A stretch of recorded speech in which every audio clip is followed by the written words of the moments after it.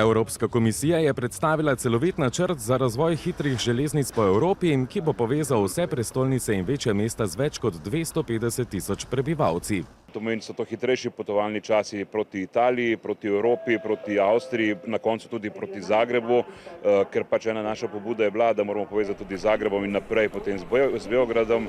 Do leta 2030 bi tako pot od Berlina do Köbenhavna trajala 4 ure namesto 7, med Parizom in Rimom pa 9 ur namesto skoraj 11.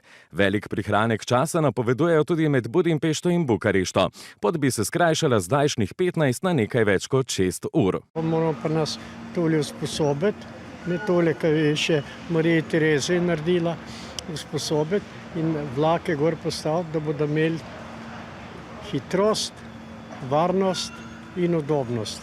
Prvi korak je, da Evropska komisija načrte še dokončno potrdi, nato pa se bo začelo iskanje virov financiranja za gradnjo infrastrukture za hitre vlake.